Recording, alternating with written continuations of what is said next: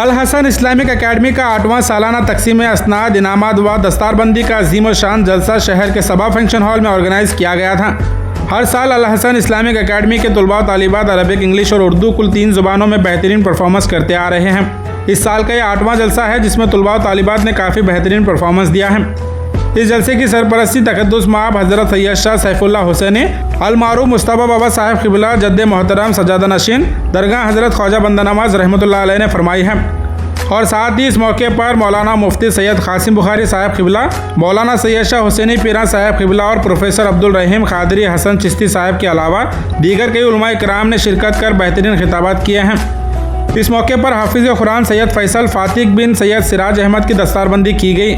بانی اکیڈمی مفتی محمد اویس قادری نے مہمان گرامی، والدین اور سرپرستوں کا شکریہ ادا کرتے ہوئے کہا کہ الحسن اسلامک اکیڈمی کا مشن ہمیشہ سے یہ رہا ہے کہ جدید تعلیم کو اسلامک اقدار کے ساتھ جوڑ کر نئی نسل کو بہتر مستقبل دیا جائے، اور آج کا یہ پروگرام اسی عزم کی روشن مثال تھا۔ معزز اساتذہ اور علماء کرام نے اکیڈمی کی خدمات کو قابل تعریف قرار دیتے ہوئے کہا کہ یہ ادارہ گلبرگہ کے بچوں کے لیے امید کا ایک روشن چراغ بن چکا ہے۔ الحسن اسلامک اکیڈمی کی جانب سے آرگنائز کیے گئے اس 8ویں جلسے کی ڈیٹیل جاننے کے لیے آپ اس ویڈیو کو اینڈ تک ضرور دیکھیں۔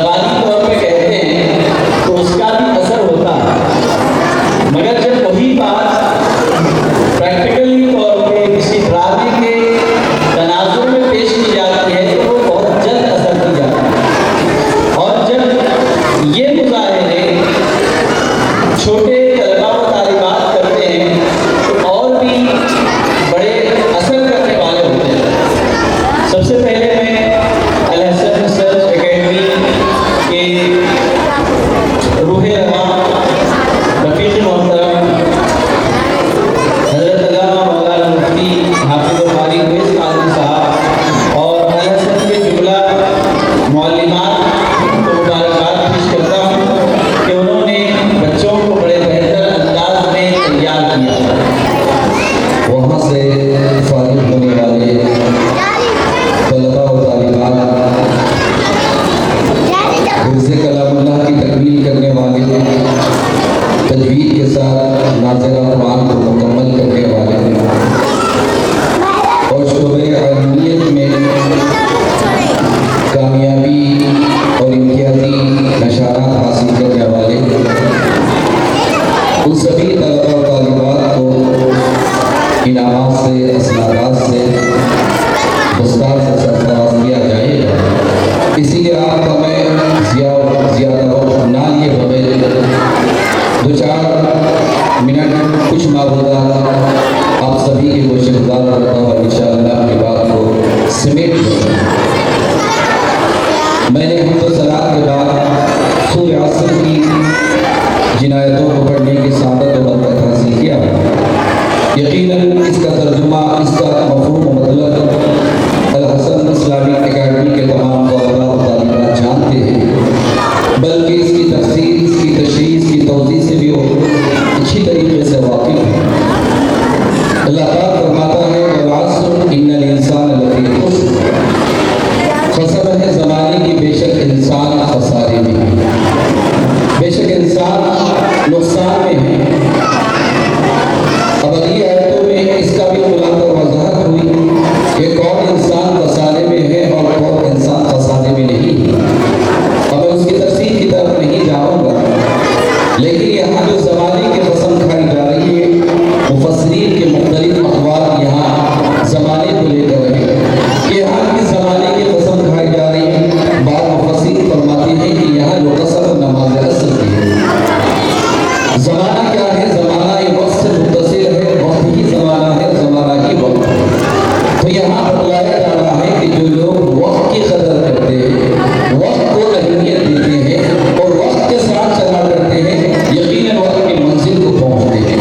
اور جو لوگ وقت کی ناقدری کرتے ہیں، وقت کو ضائع کرتے ہیں، تو سمجھ جائیں کہ وہ آگے چل کر نقصان اٹھانے والے ہیں.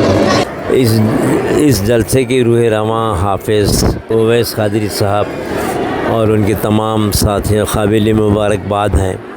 یہ بچوں کو پڑھانا اتنا آسان رہتا نہیں ہے، کافی پیچھے ان کی محنت کرنی پڑتی ہے. ان کے جو بھی متعلقین اساتذہ اور حافظ لوگ جو بھی ہیں وہ قابل مبارکباد ہیں. میں دعا کرتا ہوں کہ چونکہ دکن میں بندہ نواز کی شخصیت حیثیت کافی بلند و بالا تر ہے، میں دعا کرتا ہوں کہ ان کی طفیل میں اس مدرسے کی کافی ترقی ہو.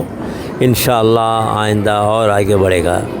الحسن اکیڈمی الحمدللہ ایک بہترین کام کر رہی ہے اور اس نوعیت کے انسٹیٹیوشنز کی آج ضرورت ہے، نہ صرف گلبرگہ میں بلکہ پورے انڈیا میں اس قسم کے انسٹیٹیوشنز چاہیے، تاکہ اس قسم کے انسٹیٹیوشن سے فائدہ یہ ہوتا ہے کہ اسکول پڑھنے والے، کالج پڑھنے والے اور نوکریاں کرنے والے بھی عالم، فاضل اور یہاں تک کہ حافظ قرآن بھی ہو سکتے ہیں.